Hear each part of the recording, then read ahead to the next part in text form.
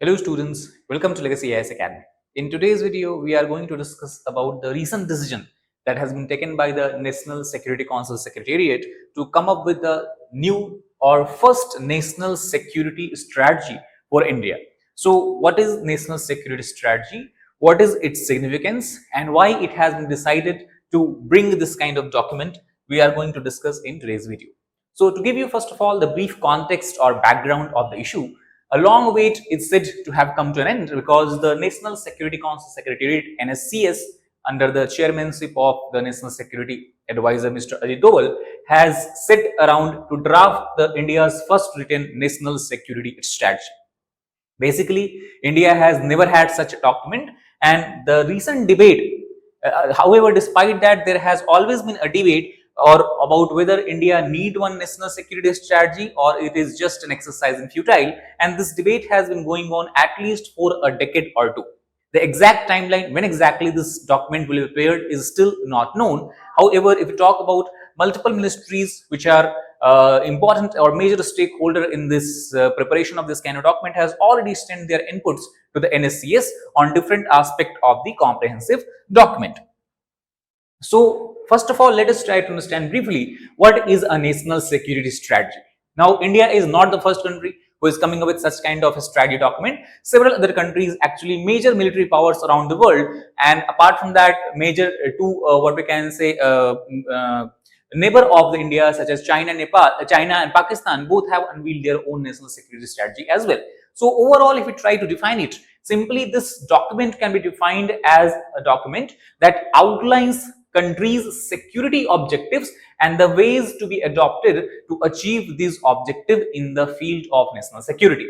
Overall, if we talk about the purpose of this document, first it will try to define. Now, what it will try to define is all the kind of threats, whether it is a traditional threats that is emanating from within the border, across the border, such as terrorism, such as infiltration, such as a threat of war, such as territorial aggression by the neighboring countries, or non-traditional threats, especially in the era of cyber world. We are seeing a lot of non-traditional threats that also poses a significant challenge and threat to the India's security architecture. So it will define what are these threats. At the same time, it will also outline the opportunities which India has to tackle these threats, and also will introduce accountability for all the agencies that are responsible and are tasked with the implementation of such responsibilities to counter the traditional and non-traditional threats. That means whether it is the Indian military, whether it is the institutions such as Intelligence Bureau, Research and Analysis Wing, whether it is the National Investigation Agencies, as well as maybe Central Armed Police Forces as well, can be made accountable for their actions and the task and responsibilities. Second, it will serve as a guide. Guide for what? Guide for the military as well as critical defense and security reforms with strategic implications. And third and most important, it will thus help in providing a holistic view, a comprehensive view of the overall national security of India, the threats that is present to the national security of India, and the roadmap how we can address it.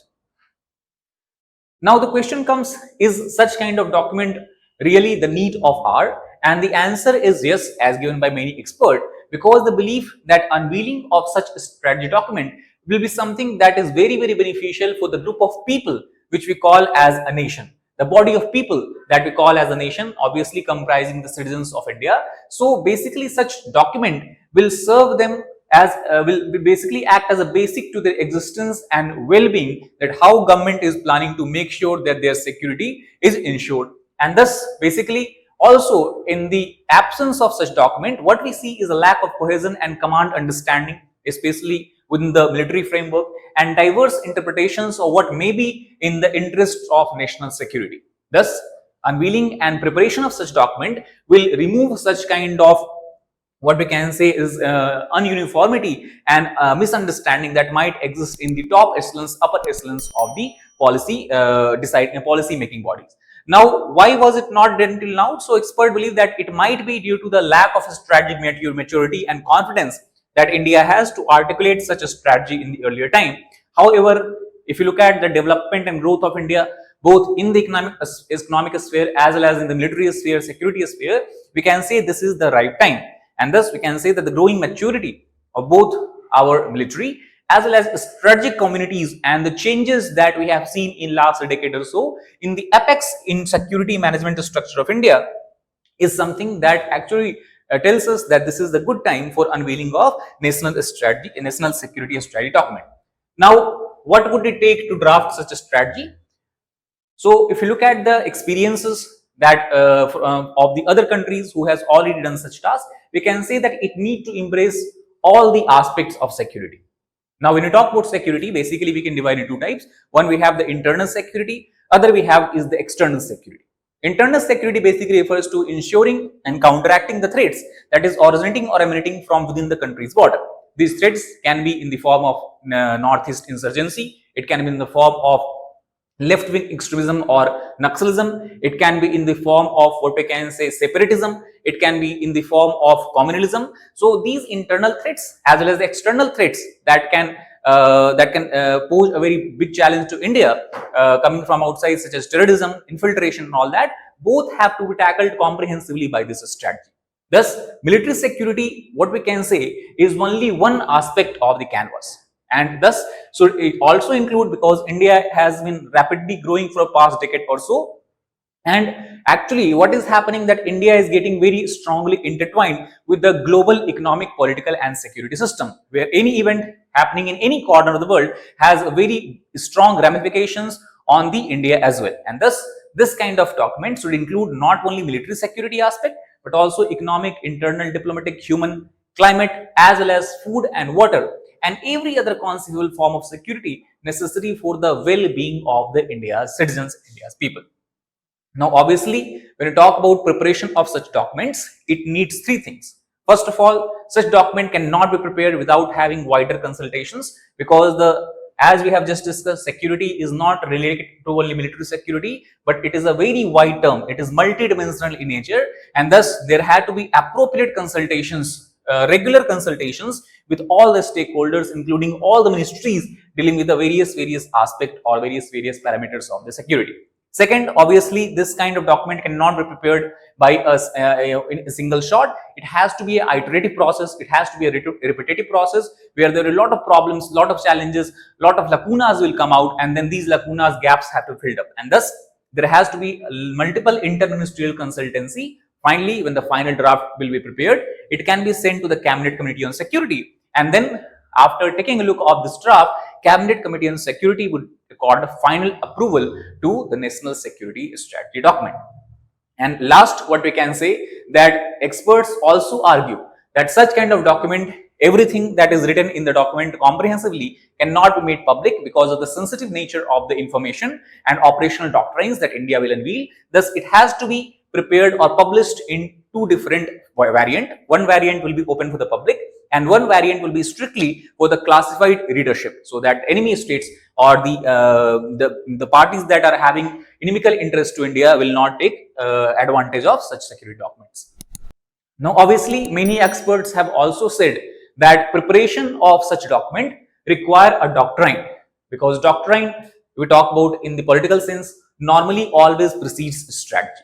Now, what is the document? What is the doctrine and what is the strategy? The doctrine is something that is a set of established or agreed principles. What we can say, we can equate it with the kind of concepts that guide the actions. On the other hand, strategy is the plan of action that emanates from the doctrine. So, since many experts believe that India do not have a national security doctrine, it is missing, and without national security doctrine, we are trying to prepare a national, this what we can say is the this document, and thus what we need is, in the absence of national security doctrine, we should look forward to the constitution. And fortunately, India has the longest written constitution in the world. So, taking inspiration from this constitution, the policy makers, the document makers must basically cull out a set of guiding principles that is relevant to the national security strategy document, and then aid this document and formulate strategies that is in consonance with the principles of constitutions. Thus, in nutshell, what we can say, due to lack of national security doctrine in India, we should look forward to the constitution and take constitution as our inspiration whenever we are preparing such kind of documents. The strategies that the document makers have to be mindful of about, obviously, will be the important role that will be played by the NSS, National Security Strategy document. So, first of all, it will be starting point for the theaterization of the Indian Armed Forces. Indian Armed Forces can be divided into multiple theaters, and at the same time, while theaterization, division of the Indian Army into theaters, it will also provide doctrinal clarity on all aspects that will enable the CDS, that is Chief of Defence Staff of India, to draft his theater doctrine, and this theater doctrine in turn will guide the theater commanders to formulate their theater strategies. Every other lower doctrinal strategy will basically take guidance from and be in consonance with the higher doctrine, and at the highest level you will have the national security strategy doctrine. Therefore, apart from lateral consultations, when we talk about consultations that is happening within the ministries, between the ministries, there is also a need for vertical consultations, because the national security strategy document will try to decipher and will try to explain the role and responsibilities of each of the layers or each of the stages of the military leadership. Thus, it will be prudent while formulating not just the NSS but to lower doctrines as well, that both equal or due importance be given to the vertical consultations as well as the, what we can say, is the lateral consultations. Now, as discussed before, India is not the first country that is coming out with such kind of document. Before that, we talk about most of the developed countries with an advanced military and security infrastructure, such as UK, Russia, United States of America, already have a national security strategy doctrine in place that is updated from time to time, taking into account the evolving nature of threats and challenges and the need to counter these threats. Not only these countries, but also the two main neighbors of India, from which generally, unfortunately, we can say India faces a threat.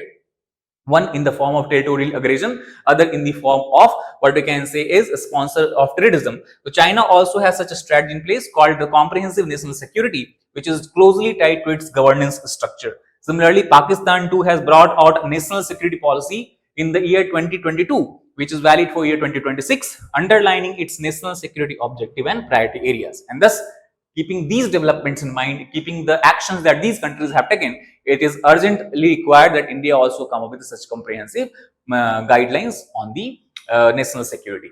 Overall, in conclusion, what we can say, that the rising stature of India and its growth projections over the next few decades have made it a significant player in the world affairs. And this is more interesting, especially if you look at the economic downturn that China is witnessing right now. And additionally, complex global, regional and local geopolitical scenarios will ensure detailed scrutiny and comment on our publicly articulated analysis. It therefore has to be an involved exercise with ownership and approval at the highest level of government. So hopefully the national security doctrine or the national security strategy that will be published will take into account all these factors and will help the military strategy of India be guided in the near future. So that is all for this particular video. I hope you understood the concepts of national security strategy doctrine and what is its role in the India's security architecture. Thank you very much.